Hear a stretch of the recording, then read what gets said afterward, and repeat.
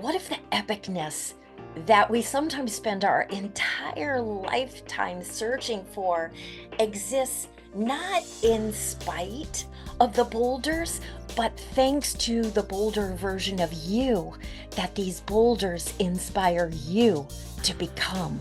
Often, when we least expect it, life thrusts us into the role of the reluctant shiro or hero in our own story. How we respond in those moments can be the difference between thriving or just surviving. We believe that our story will be determined by how we dare to answer one burning question: how to choose to live. Join us as we explore the mindset shifts, innovative strategies, and captivating stories from my own life experience and those of my truly epic guests. So let's get this started. Oh my gosh, you are going to absolutely fall in love with my guest today. Not only is he a remarkable man in the event industry, but talk about a bolder story. So, because it is such an epic tale, I am going to just say hello to our wonderful Andrew Roby and welcome to the How to Choose to Live podcast. Hey Meredith, thank you so much for having me. I really appreciate it. I'm excited. I'm excited about the conversation that we're about to have. So Oh thank my gosh, buckle your seatbelt, you guys, because like I said, Andrew's story is outrageous. And if you've been, watching these episodes, we all have our boulders, don't we? you. And what the kind of through line here is that it is not in spite of our boulders that we claw our way through life. It's often, shock, shock, the boulders, thanks to these boulders, that we discover really who we have the potential of being. And wow, Andrew, I know you had a boulder. So would you be so kind to just give us a little glimpse into this really unique but incredible story that you have? Yeah, so just like I think of like the SpongeBob SquarePants 3 hours later, but no, literally in the beginning, I Once upon a time, there was once a upon little a boy named time, Andrew.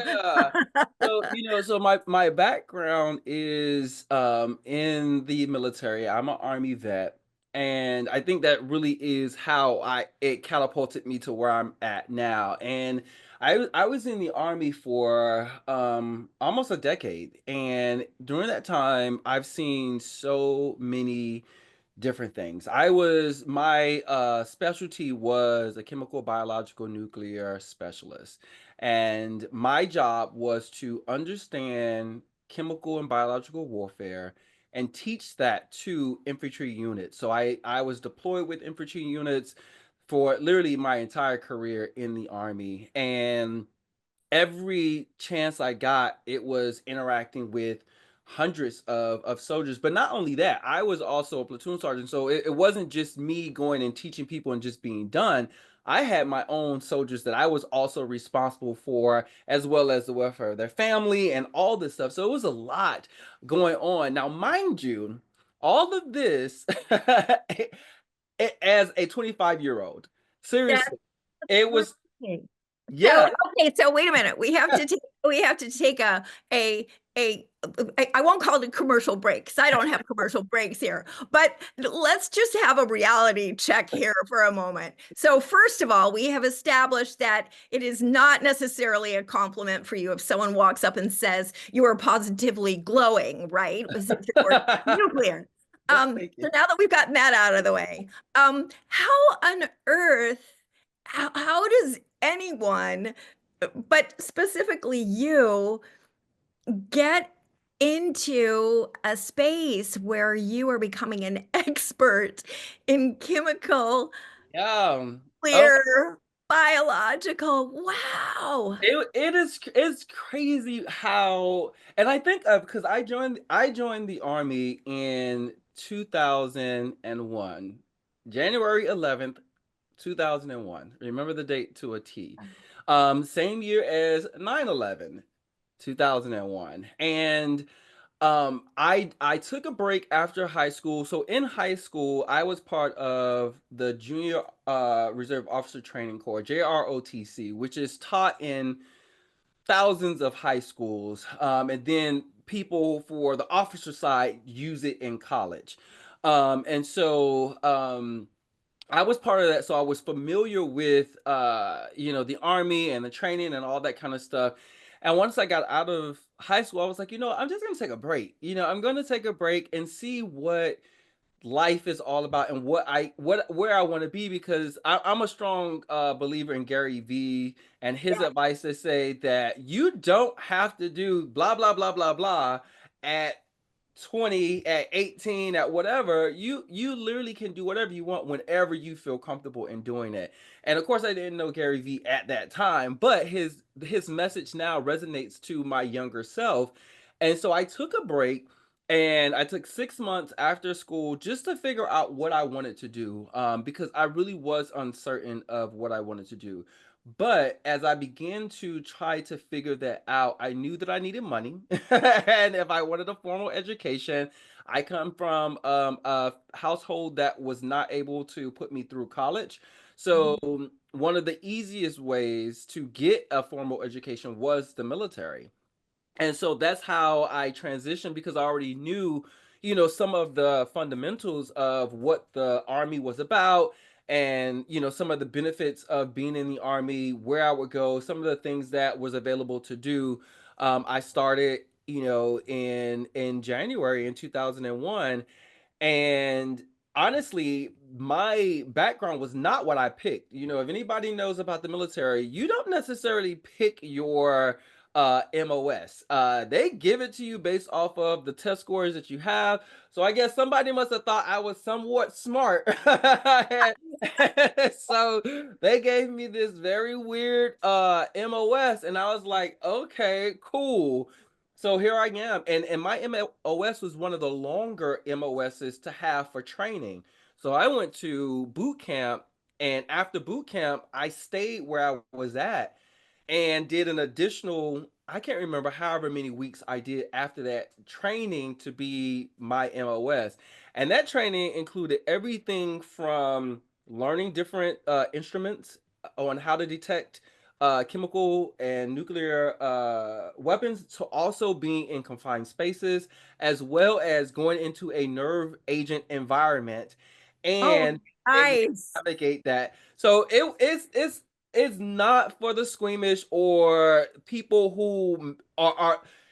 It is particular people that can be doing some of the things that the army does. And so I went through that, and then after, as I was getting ready to complete my advanced individual training after boot camp, then they gave me my assignment to my first duty station, which was in Germany. And I don't know, as a 19-year-old person, and this is So just wait a minute. Wait, wait, wait. So you learned all of this, like Mhm. you're dealing with chemical weapons, Yeah, biological weapons, learning about nuclear stuff when you're not even 20? yeah, yeah, Wow. absolutely.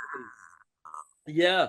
So I learned all of that, and this is just, of course, I'm gonna I through my training, I will continue to learn these things because I have to go to different schools and all that along the way. But that's just like anybody, when you're learning, in non-government jobs, you're getting certifications and all those kinds of things along the way. But they told me I was going to Germany, and I was like, wait, what? Like, I was like, I've never been out of the country. Like, I've as a kid, I've traveled, to different states in the US, but never have I ever been out of the country. And not only that, to a country where I didn't speak the language, and I was going there by myself as a teenager Ooh. and or a young adult. And so I cried. I remember I remember the day that they told me. I literally cried myself to sleep in the barracks, and my team was like, you know what? Go ahead and cry because that sucks. You know what I mean? Because other people got, overseas tours and everything like that. But once I got overseas and I lived in Germany, I lived in Germany for almost 4 years. And that was in the midst of deployments and helping people out and again learning and teaching and training and all that.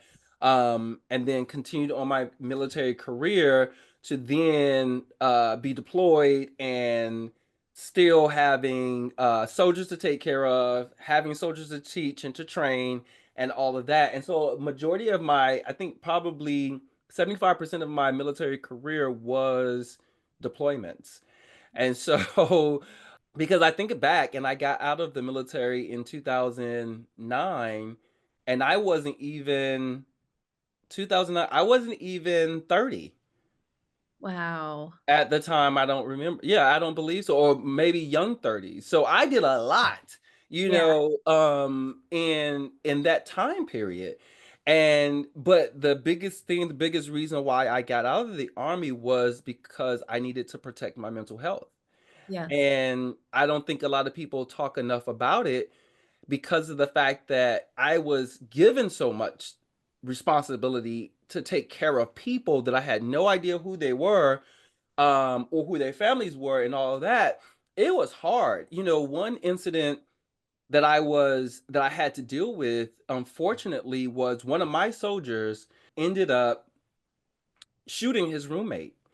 And it was here I am witnessing directly a person who did not was not able to grapple his mental health and was not able to grapple how to deal with feelings, how to deal with stress, and in a positive way, because I didn't have the language, our leaderships didn't have the language to delve into what people are doing when they're not at work. When people can show up and be at work and be absolutely amazing, but that doesn't correlate to when they're home. Well, how is that person? Are they the same type of person at home? And unfortunately, he's not, I mean, he's in Fort Leavenworth right now, life in prison. I think about those types of stories, and I think about stories where I had to provide some sort of corrective training for people who were not behaving properly in the military. I think about those stories, and then I was like, you know what? I feel like I've, in a way, have seen all these things happen, but have Mhm. not done anything for myself to prevent myself from going through the same things that they've gone through. My last deployment, which was probably the most stressful in my military career, I said, you know what? If I continue in the army, I am going to break, and I don't know what breaking looks like. And I don't want to know what that looks like. So therefore, I have to get out. And mind you, when I was in the army, it wasn't just like I wasn't doing anything. I was soldier of the year, I was NCO of the year, and like I've gotten up to like the highest level. I was my rank didn't matter because I was always being promoted. You know what I mean? And so it wasn't as if there was oh, he's not being promoted, or he's not advancing, or he's Right. doing all these things, so that's a reason to get out. No, I was doing my apps. I was beyond my potential in the military, meeting foreign dignitaries, meeting presidents, like all these things. And even with all of that, I was like, I'm getting angry faster than I would normally get angry. I am saying things that I would normally not say, doing things that I would normally not do, taking things out on people who had nothing to do with anything. Like all of these things, I was like, if I don't stop, then something adverse is going to happen. And I got out. I got Yeah. out of the army, and I remember the day that I left my last duty station. And Mhm. I literally just got in the car and just was like, here I am, just like all emotions and Yeah. everything just coming over me, because I was like, if you've ever been in such an emotional state before where you finally have been let go of that, you then get into another emotional state that is a mix of joy, sorrow, and the gray area. It's like Yes, you know what I mean? It's like yes. what is happening? It's a good thing, but I'm sad that I'm leaving all this that like literally 10 years have gone by of stuff that I've done with amazing people, but I knew that I had to let it go. And I did, and I eventually became happy about it. And then I eventually went into depression because of the fact that when Hold I one thought. Hold one yeah, thought. yeah, yeah. To I want to shine again. I want to shine a spotlight on something that you touched upon that Mhm. if you're listening to this, I want to make sure that you pick up because it is something that is really, really powerful and important to our human experience. And Mhm. it is that we get to know ourselves based on how we define ourselves. Yeah, And that becomes our source of significance. And yeah. the interesting thing is that feeling your significance doesn't mean that that significance is a powerful thing, or Mhm. I should say a positive thing. It's a very Yeah, powerful thing. But so most people would assume that my significance is going to be something positive. Well, for many, many, many people, it is I am the one who overcomes. I am the single mom who overcomes. I am the person who calls out all the stupid people who get in the way. Life would be wonderful if there were not all these stupid things and all these stupid people.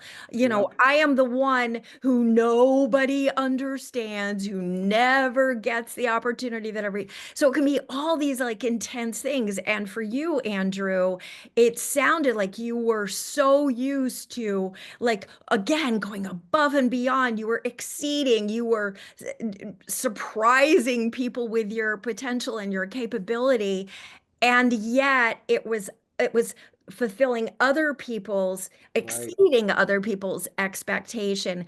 And thankfully you had the fine tuning to understand that you were feeling like you were losing the true essence of what does Andrew need to discover about Andrew, because this is Andrew's life. This is not their movie, and Andrew is one of the leading characters. This is your movie. And so I would guess that there are some of you who are listening to this right now who it is a terrifying choice to say, I'm a fighter.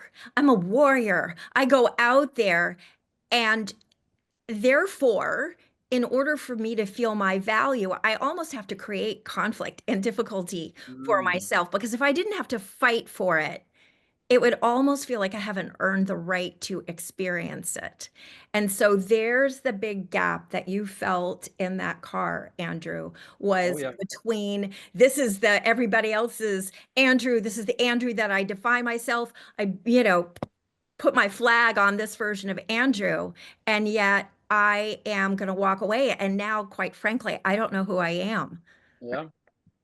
That's so true. That's so, like I felt like I was doing everything for everybody else and never taking the time to figure out, what is this really something that you care about? Is this something that you really are gonna find joy and fulfillment in? And but that's how I think in many cases how the military works though. It's not always about you. It is about your team. And that makes sense, in many settings, is that you're working for the betterment of the army, the military, the government, your country. So a lot of times it's being selfless, but there's a certain extent to how far we can actually be selfless versus now being selfish and protecting us. You know what I mean? And I think getting out was an act of me being selfish because I needed to protect myself. So I totally get that, and I agree. Yeah.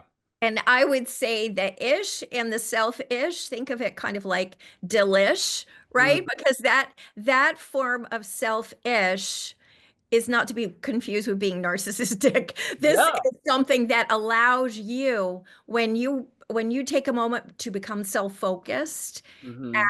and self-nurturing and put the kind of delish in the selfish, Hmm. right? Then, ironically enough, you have so much that you're overflowing, and now you can give limitless amounts to the world Yeah. and never feel depleted versus when you, that previous version, when you have not even really identified who the real you is. Yeah.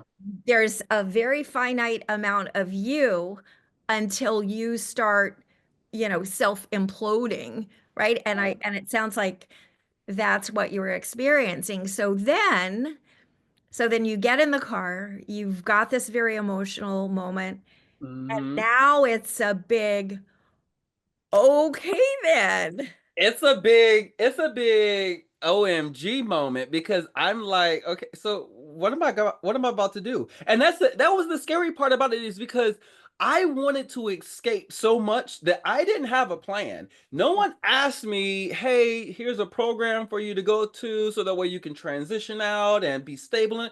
I did not think that far ahead. My mindset was you have to get out.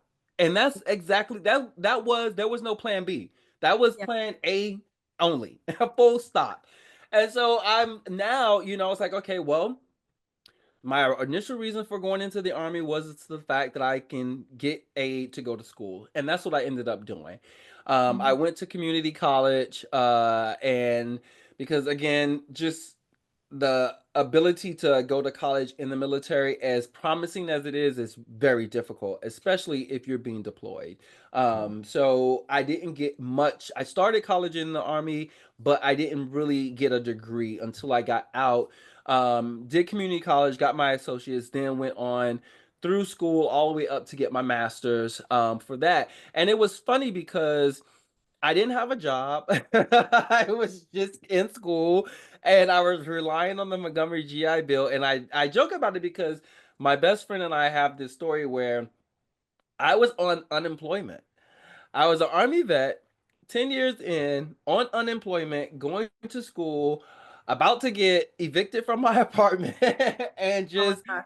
like it was crazy. It was crazy, but I will tell you, I was in the happiest moment of my life during that time. Like it, regardless of all the stuff, regardless of the fact that I was counting on the Montgomery GI Bill to give me whatever additional funds outside of what was given to school, and I was also counting on getting some sort of unemployment check.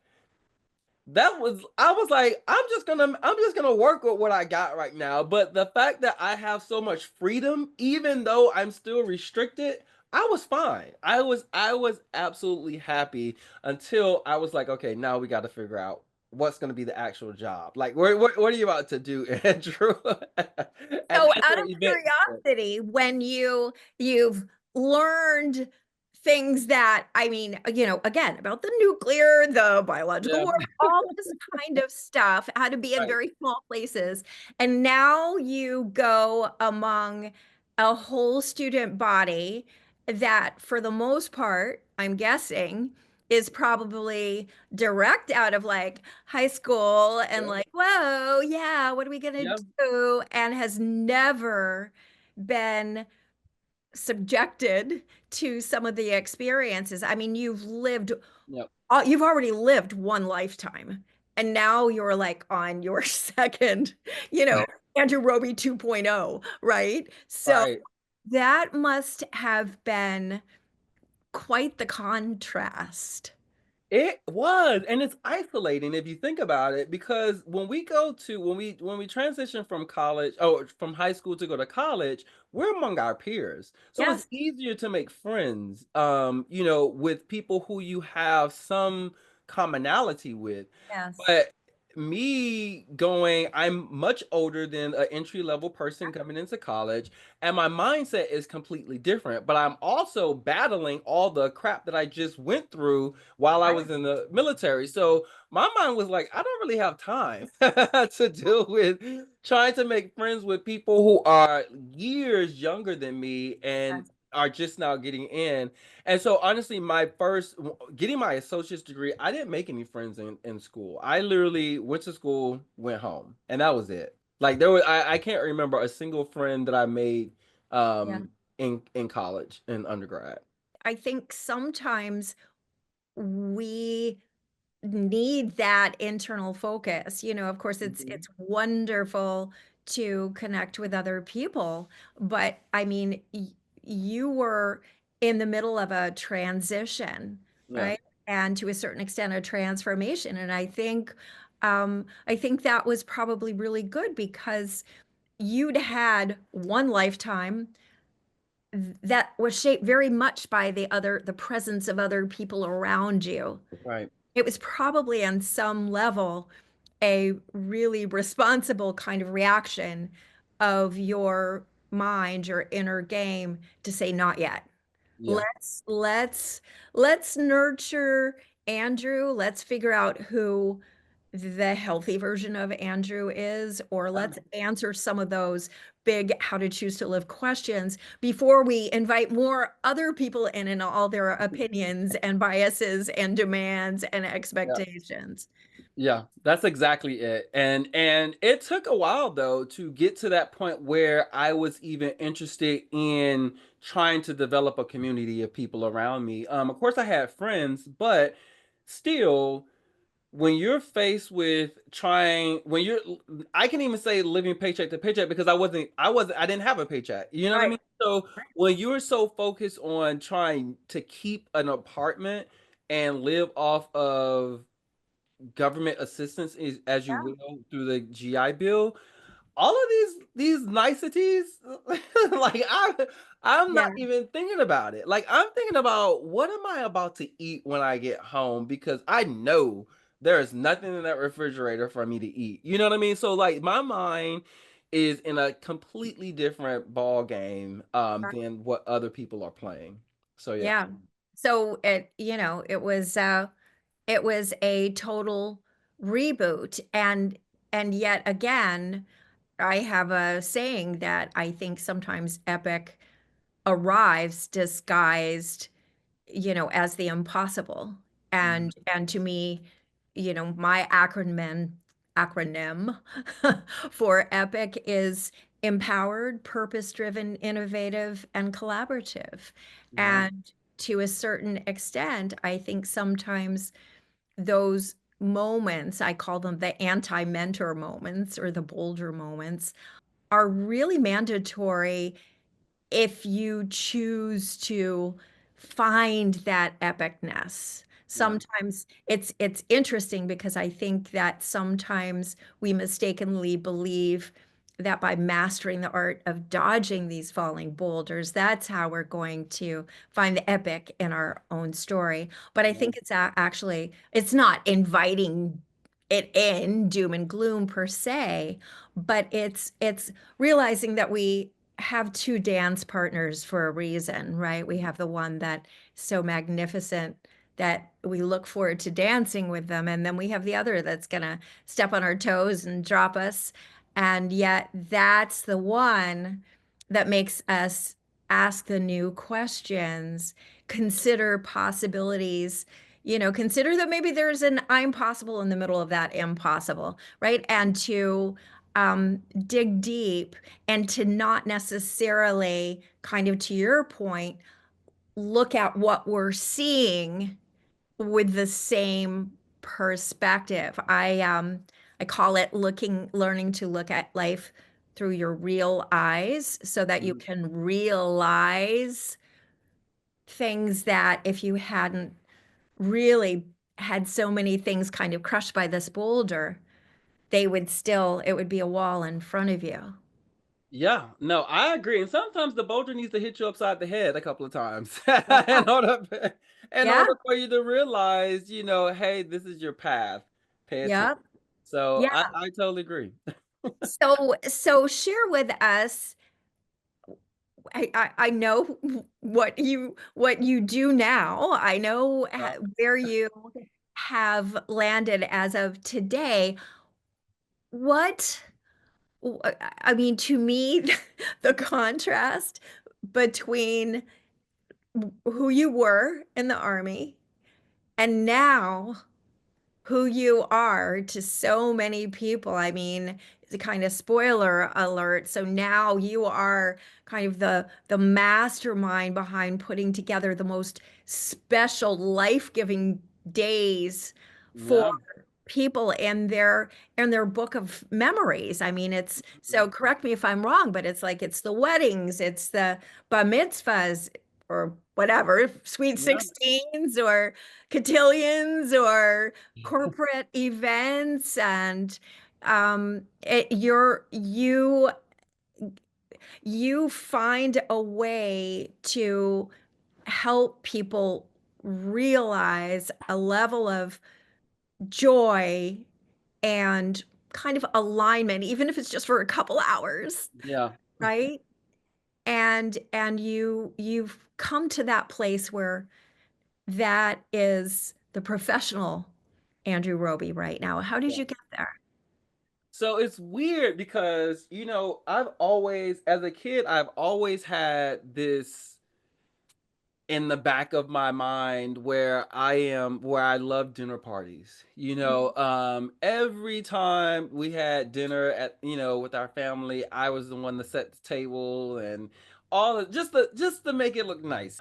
And when I got out of not even getting out of the army, when I was in the army and I would have like get-togethers, I would not just have a normal get together. I remember one time when I was living in my apartment, I decided to make, like, if you've ever been in one of the studios, the soundproof studios that have the big padded walls, I just was like, well, you know what? I know this is going to be loud, and so I'm going to turn my den into this big old padded room. And I was like, let me get fabric, let me get cardboard, let me get cotton, and make these huge squares around the entire room in red. And just to give it a ambiance, to give it a feel, I put some mood lighting in it and everything. Wow. My friends saw all the stuff that I was doing, and they definitely said, this is something that you should be doing. And at the time, of course, it's definitely difficult to do that because I was already in the army. I already had a job, and I knew with the the schedule that I had, it just wasn't possible. So once I was already out of the army, I figured this would be a good point of entry because I love to host, I love to throw parties, I love all of the logistics behind that because it allowed me to bring people together and to create these memories. One thing that I had on my wall when I was living in my apartment, it was a quote that says, "We do not create moments, we create memories." And they work hand in hand because every moment is an opportunity for you to create a memory, but the memory is what's going to last forever. And that's how I see events. I see events as an opportunity to bring people together so that way they can create these really special memories that they take with them for a lifetime, and they tell the stories to their grandkids and all this kind of stuff. And so I tried that. I went out and I say, okay, well, let me work for somebody and figure out, what I need to do. I had the background on the business side because my degree is in business, and so I understood from a foundational institutional aspect how to run a business. But I wasn't ready to run my business. And so just going and doing on the job training, trying to figure out how to do events and how to work events and all that. I got the training, some of the training, and then I said, okay, well, let me go out and do it on my own.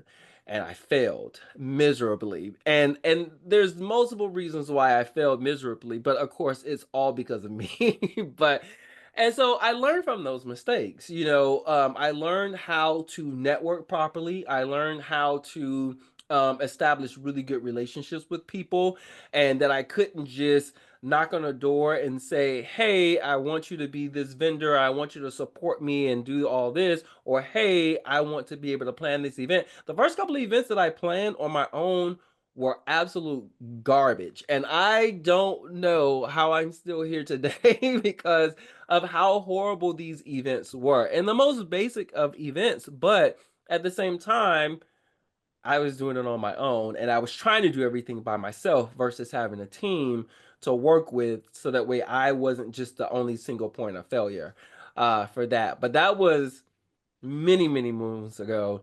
And now it's a whole completely different story, which I'm definitely grateful. I just love how I mean I love so many things about what you said. I love this concept of quote unquote failure, right? Mhm. I mean and to me that it's kind of defined failure, right? Yeah, If you it's the old belief that it's only failure if you don't give it another shot, and that's the end of your story. If it's, if it's an opportunity, a learning experience, then it's some of the best data that you can possibly have, right? And it goes back to the conversation about the anti-mentor. Yeah, we love having mentors, and absolutely you can go so much further faster if you do have a mentor. yeah, However, let's be honest here. When we encounter an anti-mentor, we get super clear. Like with the yeah, mentor, they will give us their formula and we'll be like, well, I don't really like that part of it. I think I'm going to just do this part my way. mhm. And we tend to stray and sometimes like, what happened? It was supposed to work, right? Because we changed it. With the Right. anti-mentor, crystal clear. It's like, Yeah. okay, I will not do that. Like point taken, right? So it's those anti-mentor experiences when we're, I think, sometimes the most willing to get out of our own way and say, okay, what have I been assuming that is not necessarily true? And Yeah. not just how, we get out of the how hole and we'll say, who can help me? Who can I model myself after? Who do I need to connect with? All those really important when you're, especially if you're an entrepreneur, but definitely if you're thinking about your career, your profession, it's the answer, the question often is not how, it's Yeah. who, right? And so I love that you laugh, first of all, because failure is relative. Yeah. Then that you said I've got to learn and I've got to absorb, I've got to kind of recalibrate, and then Hmm. to get out there and use that. And let's face it, Andrew, I mean, as a speaker like you, the first couple times, I mean, first of all, I am an accidental speaker.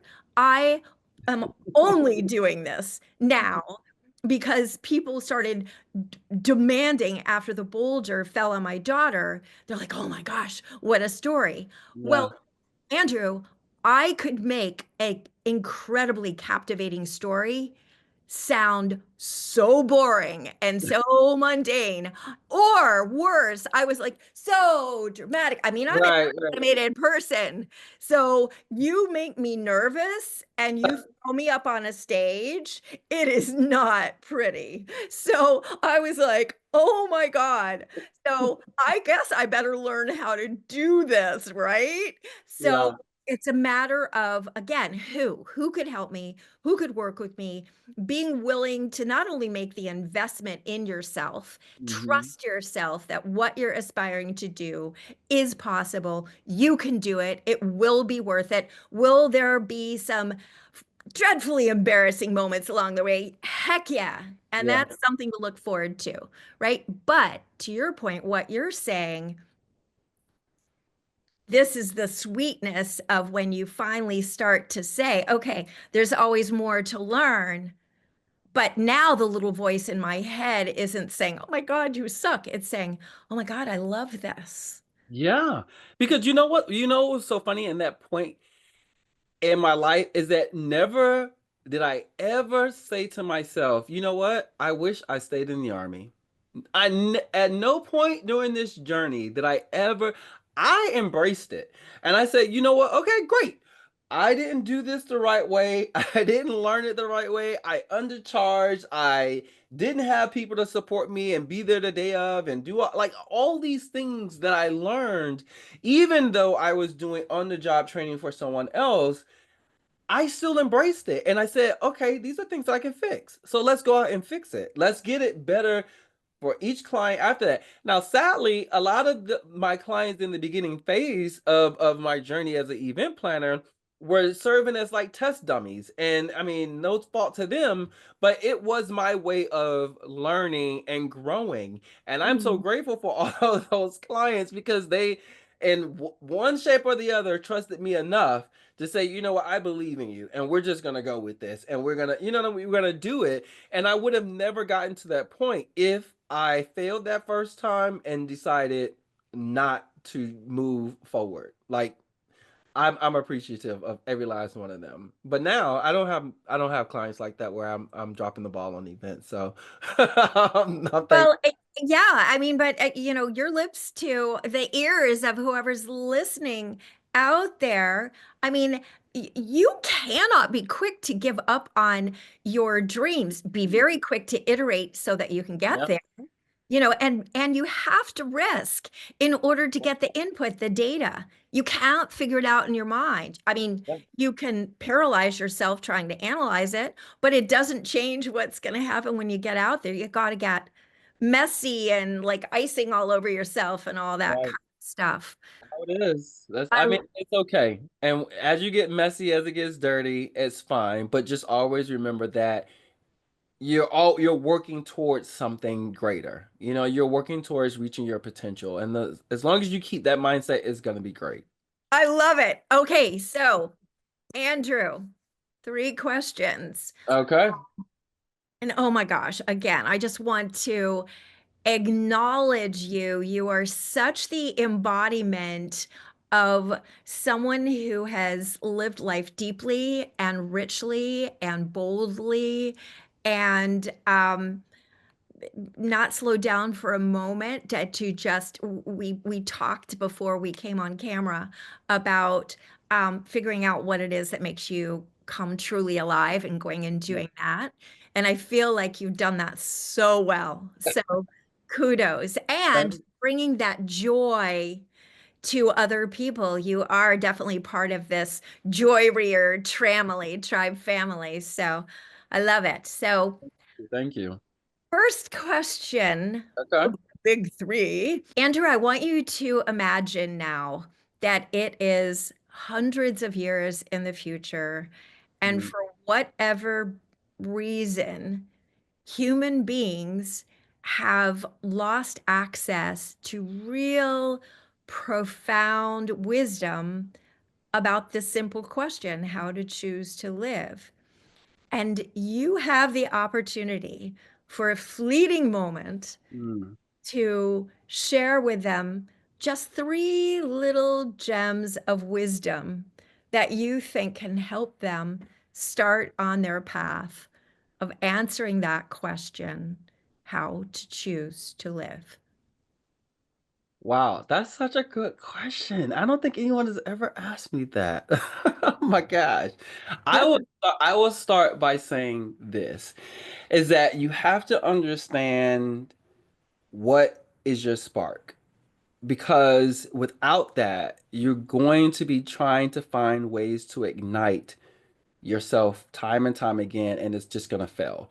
So, what is the thing that makes you happy? What is the thing that allows you to get up?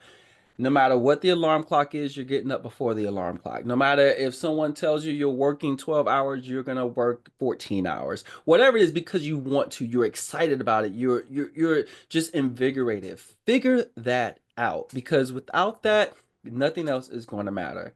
And then I would say that once you have that spark, ignite the spark in other people and don't be afraid to do that. Sometimes people can't find their path. Sometimes they need someone who is shining just a little bit brighter to be able to open up that path for them so that way they can have their own spark be ignited. Everyone wants a purpose, and sometimes we need someone else to guide us along the way. So never be afraid of shining your light onto other people. And lastly, I would say do everything selflessly because we live in a world where everyone is out for their own personal gain, and sometimes that is not for the betterment of a community of people. So the more that you are able to open up your heart and give to people freely, the better we are as a whole. So those are the three things I would say. And I again, I'm just marveling, thinking out of the mouth of the being who was charged with some of the most destructive Yeah. weaponry and teaching people how to use it. I mean, it just shows it's such a testament to anything is possible. Mm, Anything is possible. And just because things look certain to be grim, yeah, that all evidence points over there, it doesn't mean that somehow all this over there-ness won't lead to over here. right. That's right. So true. I love that. Yeah. So, second question would be that I believe that we have one goal and one goal only, and that is to be taking our last breath, saying, oh my gosh, this was frickin' epic. I hope I get the chance to do this again. So, from where you stand right here, right now, what is just one thing that you have already lived or discovered or shared or experienced that would allow you to say, mission accomplished? You know what? Oh man, I think the fact that I get to do what I do right now has been life-changing for me. And it's not simply planning events, but it's the type of events that we get to plan.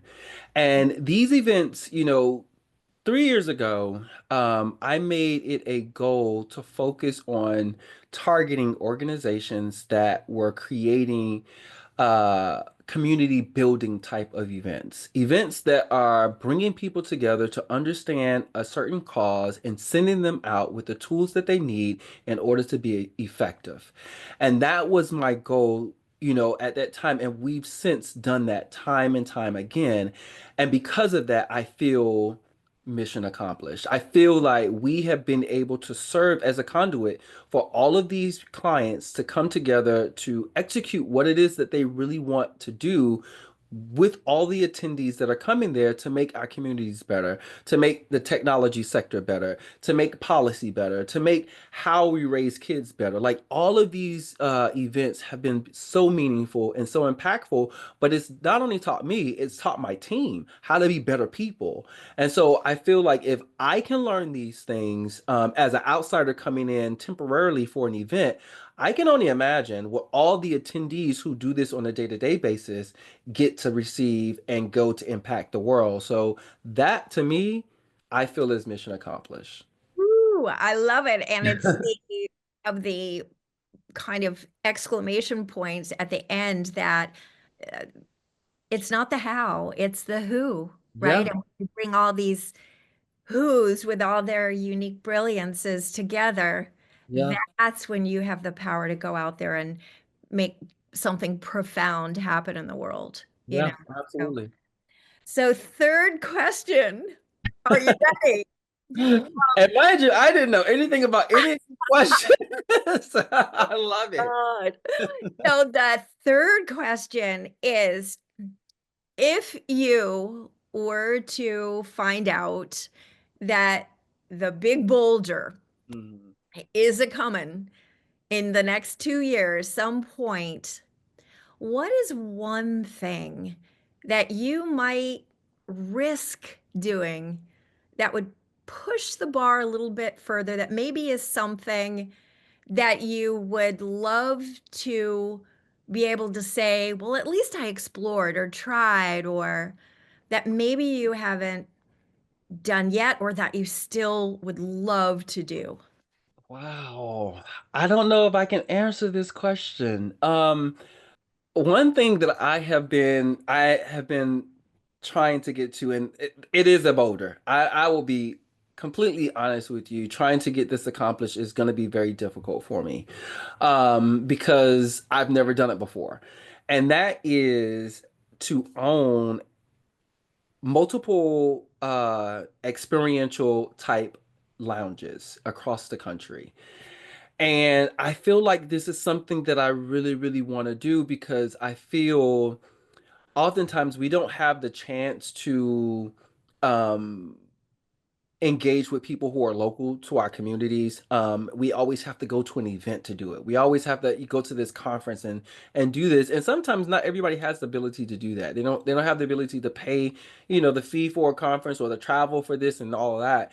I feel like at the micro level, we can provide such experiences for connecting people together. So I feel like that is something that I want to really do. Of course, starting here in DC, and then seeing how that goes and expanding from there. But it is so scary. It is such a big So, deal. would you mind if I kind of hop in as an inner game sort of like coach for a moment as I hear you Yeah. say that?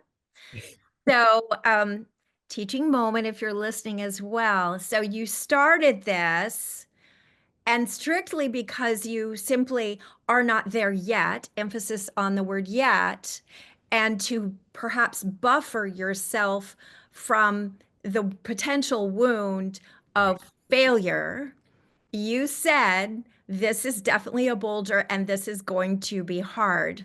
Well, your Yeah. words become the programming code for Mm. your inner technology. Yeah. And that is one variation of the story. And yet, isn't it more delicious to have the version of the story be more like, oh my gosh, if I have 2 years, I am in the perfect place to ignite this vision Yeah. think I've been being honed for all my life. There is no one who is more perfectly positioned to do this than me. I Yeah. have faced things that were called failure, and I realized that those have been my secret sauce. It's the learning, the who, the how to get up, the how to get going.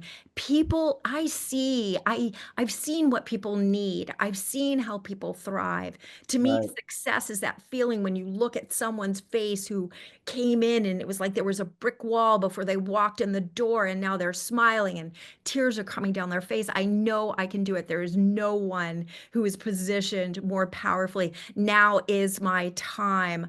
I am the visionary for this. I know the people, I know the network. So I'm taking the you out of the word Mm. boulder and I'm stepping into this vision as this bigger, bolder version of myself. Booyah, bring it on, baby. I love it. I love it. Thank you for sowing those amazing seeds into my spirit right now. Thank you. Yeah, I yes. So, speaking of sowing seeds, you, if I am correct, starting tomorrow, and we are filming this on November 18th. So that will be on as of November 19th. Are going to be unleashing some of the secrets of the event planning business that behind. Tell us about Yeah. this incredible course that you're going to be offering for people who are in the industry who to kind Yeah. of help them from not tripping and rolling and falling over some of those boulders along the path. Listen, I am trying to help you hop skip over these boulders, but yeah, so I am offering a online coaching course that targets the foundational aspects of your business. So it teaches you how to set yourself up to grow. So every growth in finances and understanding profit margins, growth in establishing a team of actual employees, growth in creating systems so that way you're not spending endless hours recreating the wheel every single time, and just growth in your industry itself so that way you can be a prominent figure that people can come to you to be able to get the value that they are supposed to be getting from you and use you as an amazing source. So I'm doing this course. It has multiple modules, and each module seriously goes into your business, examines what it is that you're doing, and guides you onto the right path on how to grow in each of these modules. So it's a fun course. It's online, it's self-paced, but I still come in because we do our one-on-ones and I check and make sure that you are on the right path to receive your transformation and really just to be able to build a proper business, because so many people want to be entrepreneurs. So many people want to go out there and they want to plan these amazing, huge, big events, but they fail at the foundational aspect of their business. So you can't get the big events if you're failing at trying to run your business successfully. So this is what the course teaches. And I'm happy to start it tomorrow. Black Friday sale, and get as many people on board as possible. Woo! So what I'm hearing is that you are compressing stuff that took you probably years to figure out on your own Oh yeah. into this course where, people can actually focus on, the stuff of the aspect of the industry that they really love, because they don't have to be tripping over their own feet on these foundational things. Is that what I'm hearing? That's exactly what you're hearing. It's literally 19 years of event planning, failures and triumphs, more triumphs, of course, and pushing this into a course that teaches you things that you don't have to fail at to learn the Yes. lesson. So yeah.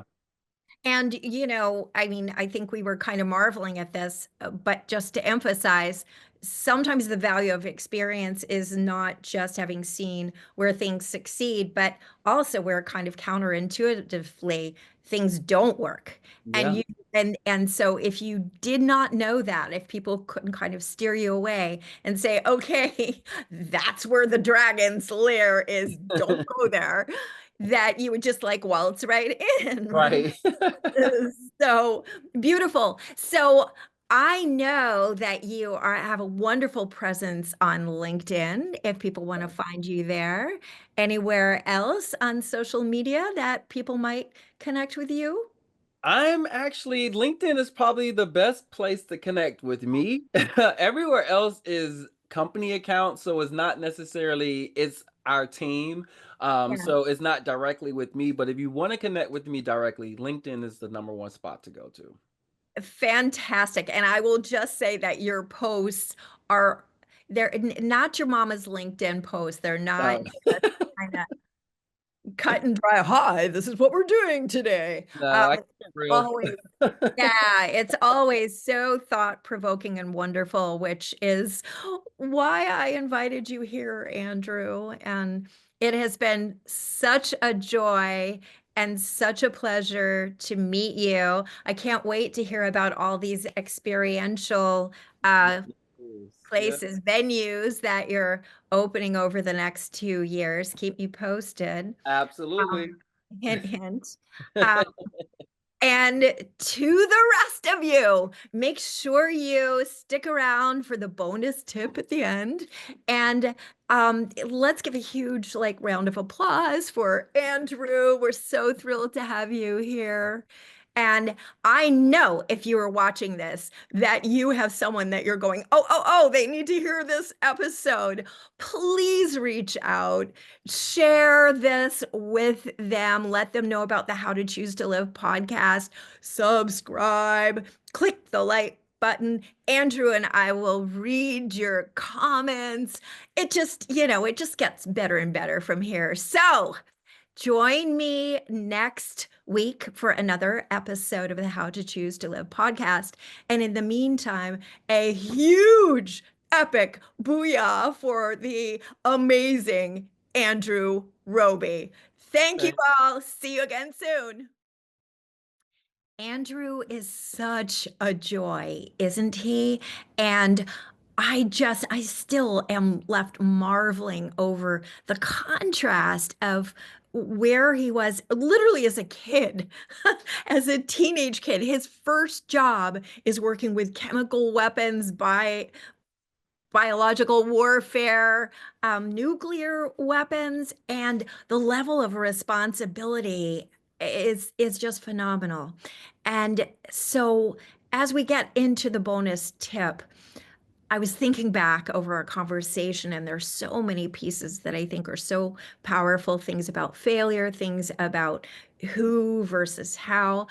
But what I really wanted to go back and focus on was that very last piece when he inadvertently, through his language, was creating programming code for his subconscious, for his inner game that was setting himself up for potentially another failure, for it to be difficult and challenging. And we went into all the whys that we do that, just so maybe we're not as disappointed if it doesn't feel easy, like things go easily, right? And I wanted to just put the focus on literally the not the elephant in the room, the elf in the room. And that's what I call the three elements that we need in order to become the sovereign of our own mind. Our ability to envision, that's the E. In other words, how we use this incredible resource, which is our imagination. How are we going to use it? Just to worry, to fear, and to doubt?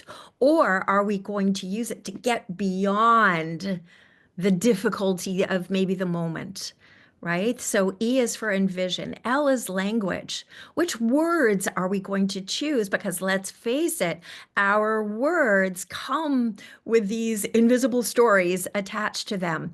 It doesn't take us long before we hear the word challenge, and in certain contexts, it feels like, oh my gosh, this is going to be rough.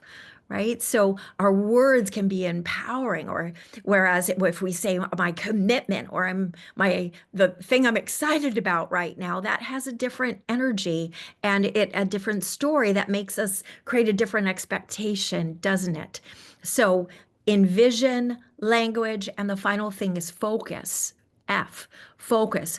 Are we focusing on the presence of what we want, or all the evidence around us that the presence is not there, right? In other words, the lack of the presence of what we want. So it's impossible for us to get on that same emotional electromagnetic field that actually makes us a match for what we want, because we are so focused on all the evidence that it's not there yet. At least it hasn't shown up out there yet, right? And so, how do we change that? How do we shift the emotion? It's really difficult, and I am going to say that here. It is difficult to go from feeling powerless to feeling like, whoa, and yet, there is an emotional ladder that can help us get there. And that means one step at a time. And how do we feel the emotions? Often they're triggered by the words, the language, the story that we're writing and creating in our mind. So I'm going to encourage you to go back and listen to the way I kind of reframed his version of what he would really love to do over the next 2 years. And the way we turned it into being like, oh, it's going to be almost impossible to, oh my gosh, it's inevitable. I'm the perfect person. And that sort of rampage of appreciation, that rebooting, recalibration, and notice that it's just one little bit at a time. And it's more focused on emotions and feelings and thoughts, words that can actually shift your mind to a place where it can believe it. So, again, if you were to say the difference between where do you want to be a year from now, some people would respond saying, oh God, a year from now, I don't want to be doing what I'm doing right now. I want to Oh my God, wouldn't it be amazing to like actually love what I do and not be around people who are just so micromanaging, right? Heavy, heavy stuff like that. That is focusing on the lack of the presence of what you want. And it programs an expectation into your mind that is going to make it a little more challenging because that's the story that has been created. When you can turn around, and by the way, I'm stepping back for a moment. By the way, it makes you loath to get started. So it kills your momentum. It makes you prone to procrastinate and feel like, oh my God, I need to analyze this a little bit more, right? So where we want you to learn to get to is the place where instead you've got this deliciousness ahead. So you envision yourself being there. You focus on all the exquisite feelings. What does success feel like, right? Success in this project is like warmth. It's like freedom. It's like confidence. It's, it's loving life. It's feeling ease, it's feeling rightness, it's feeling the alignment, right? It's feeling joy, it's feeling exhilaration. So, this project, a year from now, where do I want to see myself? Oh my gosh, a year from now, I intend to be waking up feeling so alive. I intend to wake up feeling the sun, the rays from the sun on my face, to look out onto another beautiful morning, feeling excited about the day ahead.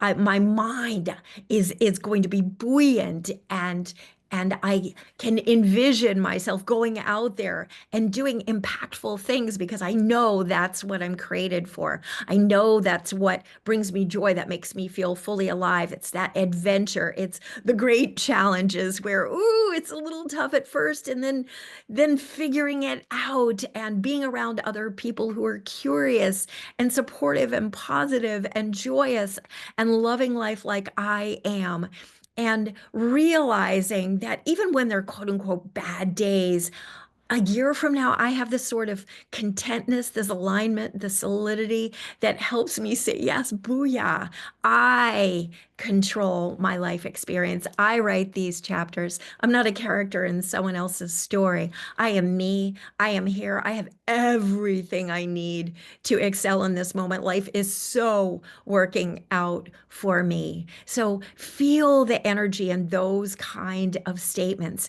And the interesting thing about those kind of statements is what you'll find, and I know it surprised me when I found it myself, even in the most dire moments with Skylar lay on that hospital bed, is that when you can get to that place where it's not just a belief anymore, where it feels almost like you've been lifted up and transported into the future, and now you're back, you're talking about that experience, it becomes a feeling that's almost like a knowing. I think some people might call that true faith. And when you have that knowing, it's almost like magic sometimes. It's as if life has to conform to that vision, even when that vision is what every single person around you would declare impossible. So if you have a wish, a project, an intention, a desire, something that you would like to see manifest, today is your day. Start practicing reframing the conversation. Find the elf in your room, the envision, the language, the focus, and go out there and do something, be something epic.